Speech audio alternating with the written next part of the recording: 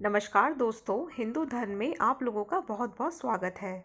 आज मैं आप लोगों को शीतला माता की कहानी सुनाऊंगी। एक बार शीतला माता ने सोचा कि चलो आज देखूं कि धरती पर मेरी पूजा कौन करता है, कौन मुझे मानता है।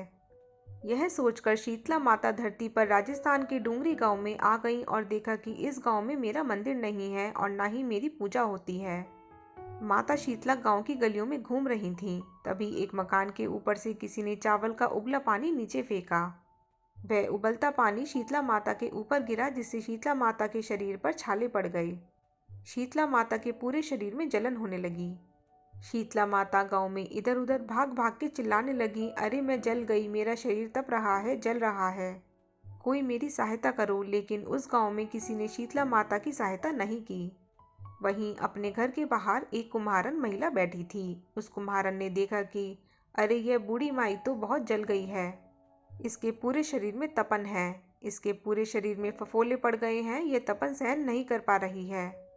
तब उस कुम्हारन ने कहा, हे माँ, तू यहाँ आकर बैठ जा, मैं तेरे शरीर के ऊपर ठंडा पानी डालती हूँ। कुम्हारन ने उस बूढ़ी माई पर खूब ठंडा पानी डाला और बोली, हे माँ, मेरे घर में रात की बनी हुई राबड़ी रखी है, थोड़ी दही भी है, तू दही राबड़ी खा ले। जब बूढ़ी माई ने ठंडी ज्वार के आटे की राबड़ी और दही खाया तो उसके शरीर को ठंडक मिली। तब उस कुम्हारन ने कहा, आ माँ बैठ जा, तेरे सर के बाल बहुत बिखरे हैं, ला मैं तेरी चोटी गूंथ देती हूँ। और कुम्हारन माई की चोटी गूंथने हेतु कंघी बालों में करती रही। अचानक कुम्हारन की नज़र उस बूढ़ी माई के सिर के पीछे पड़ी तो कुम्हारन ने देखा कि एक आंख बालों के अंदर छिपी है। यह देखकर वह कुम्हारन डर के मारे घबराकर भागने लगी। तभी उस बूढ़ी माई ने कहा, रुक जा बेटी, तू डर मत, मैं कोई भूत प्रेत नहीं हूँ, मैं शीतला देवी हूँ। मैं तो इस धरती पर देखने आई थी कि मुझे कौन मानता है, कौन मेरी पूजा करता है। इतना कहकर माता चार भुजा वाली हीरो जवाहरात के आभूषण पहने, सिर पर स्वर्ण मुकुट धारण किए अपना असली रूप में प्रकट हो गईं। माता के दर्शन कर कुमारन सोचने लगी कि अब मैं गरीब इन माता को कहाँ बिठाऊं। तब माता बोली, हे बेटी, तुम किस सोच में पड़ गईं?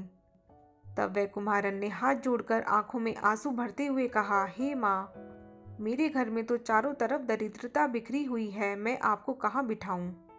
मेरे घर में ना तो चौकी है, ना बैठने का आसन है।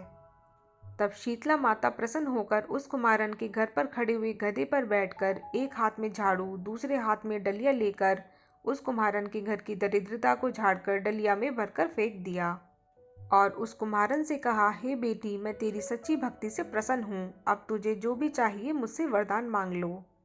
तब कुम्हारन ने हाथ जोड़कर कहा, हे माता, मेरी इच्छा है कि आप इसी डूंगरी गांव में स्थापित होकर यहीं निवास करें, और जिस प्रकार आपने मेरे घर की दरिद्रता को अपनी झाड़ू से साफ कर दिया, ऐसे ही आपको जो भी भक्त होली के बाद की सप्तमी को भक्ति भाव से पूजा कर अष्टमी के दिन आपको ठंडा जल, दही व बासी ठंडा भोजन चढ़ाए, उसे घर की दरिद्रता को दूर करना एवं आपकी पूजा करने वाली महिलाओं का अखंड सुहाग रखना, उसकी गोद हमेशा भरी रखना।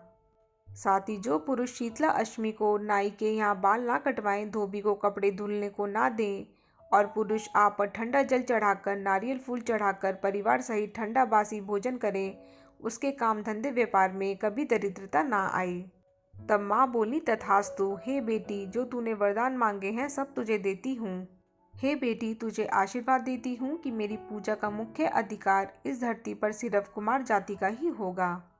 उसी दिन से डूंगरी गांव में शीतला माता स्थापित हो गई और उस गांव का नाम हो गया शील की डूंगरी। शील की डूंगरी भारत का एकमात्र मुख्य मंदिर है। शीतला सप्तमी के दिन यहाँ बहुत विशाल मेला लगता है।